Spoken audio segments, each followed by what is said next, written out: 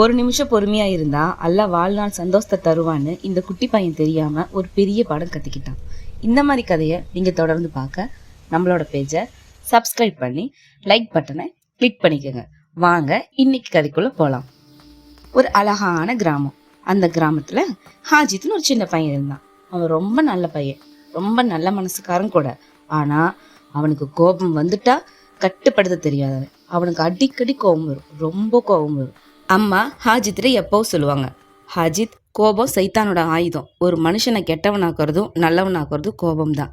நீ கோபப்பட்டேன்னா நீ என்னதான் நல்லது செஞ்சிருந்தாலும் இந்த சமுதாயம் உன்னை கெட்டவனாக தான் பார்க்கும். அது உன் மறுமைக்கு நல்லதில்லை. இப்படி அம்மா அடிக்கடி ஹாஜித்ரு சொல்லுவாங்க. ஆனால் ஹாஜித்தோ இதை காதில் கூட வாங்க மாட்டான். அது மாதிரி ஒரு நாள் மதர்சாவுக்கு போகிறான். அப்போ அவன் ஃப்ரெண்ட் கூட பேசிகிட்டு இருக்கான். ஹாஜித்தோட க்ளோஸ் ஃப்ரெண்ட் தெரியாமல் ஹாஜித்தோட பென்சிலை உடைச்சிட்டான். ஹாஜித்துக்கு ஹாஜித்தோட பென்சில் உடஞ்சதை பார்த்தோம் சரியான கோபம் வந்துருச்சு. அப்போ அவனுக்கு வந்ததே கோபம்.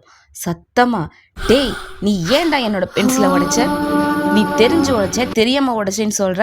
இனி நீ என் கூட பேசவே பேசாத அப்படின்னு ரொம்ப கத்தி சத்தமா சொல்றான்.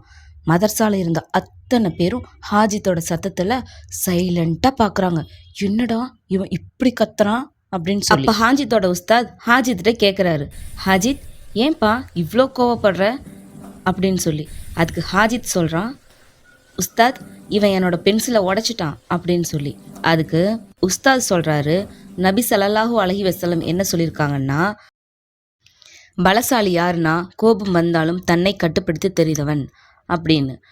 அதாவது பலசாலி யாருன்னா உண்மையாலுமே கோபம் வந்தாலும் தன்னை கண்ட்ரோல் பண்ணிக்கிறவன் தான் உண்மையான பலசாலி. கோபம் யாருக்கிட்ட வேணாலும் வரும் இப்படின்னு உஸ்தாத் சொன்னாங்க.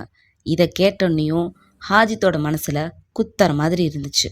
இந்த வார்த்தைகளை கேட்டதுலேருந்தே ஹாஜித்தோட மனசில் ஒரு மாதிரியா இருந்துச்சு. அவன் தனியாக உட்காந்து யோசிச்சான். நான் கோவப்பட்டிருக்க கூடாது. என்னதான் இருந்தாலும் அவன் என்னோட க்ளோஸ் ஃப்ரெண்ட். அவனை எல்லாத்துக்கு முன்னாடி நான் திட்டி இருக்க கூடாது. நான் தப்பு பண்ணிட்டேன். அவன் என்னதான் என்னோட பென்சிலை உடைச்சிருந்தாலும் நான் கோவப்பட்டது தப்பு தான். உஸ்தாத் சொன்னது கரெக்ட். அம்மாவும் சொன்னாங்க, நான் தான் கேட்கல. இப்படி நடந்த விஷயத்த போய் ஹாஜித் அவங்க அம்மா கிட்ட சொன்னான். அதுக்கு அம்மா சொன்னாங்க, ஹாஜித், நீ உன்னோட கோவத்தை விட்டுருவேன்னு நான் நம்புகிறேன். கோவத்தை விட்டுட்டேன்னா நீ அல்லாஹ்க்கு ரொம்ப பிடிச்ச பிள்ளையா மாறிடுவ. நீ போய் உன் ஃப்ரெண்டோட சமாதானமாக சேர்ந்துக்கோ. அவன்கிட்ட மன்னிப்பு கேளு. நீ அவன் எல்லாத்துக்கு முன்னாடியும் அவன் மேலே கோவப்பட்டல அப்படின்னு ஹாஜித்தோட அம்மா ஹாஜித்ட்டு சொன்னாங்க. அடுத்த நாள் ஹாஜித் அவனோட ஃப்ரெண்டை நேராக பார்க்க போகிறான். நான் கோவப்பட்டது மன்னிச்சுடு அப்படின்னு அவன் செஞ்ச தப்புக்காக அவன் ஃப்ரெண்டுகிட்ட மன்னிப்பு கேட்குறான். ஃப்ரெண்ட் சிரிக்கிறான். உடனே 2 பேரும் சேர்ந்துடுறாங்க. இதை பார்த்துட்டு இருந்த அம்மா, கோபத்தை ஜெயிச்சவன் உலகத்தை ஜெயிக்க வேணாம், அல்லாஹ் அவனை மறுமையில் உயர்த்துவான் அப்படின்னு சொன்னாங்க. இந்த மாதிரி இஸ்லாமிய கதைகள் பார்க்க நம்மளோட பேஜை ஃபாலோ பண்ணிக்கோங்க. இன்ஷா அல்லாஹ் தொடர்ந்து வீடியோஸ் வரும். அஸ்ஸலாமு அலைக்கும் வரஹ்மத்துல்லாஹி தஆலா வபரகாத்துஹு. மறக்காமல் சப்ஸ்கிரைப் பண்ணி பெல் சிம்பிளை கிளிக் பண்ணிவிட்டு மேலே லைக் பட்டனை ப்ரெஸ் பண்ணிக்கோங்க.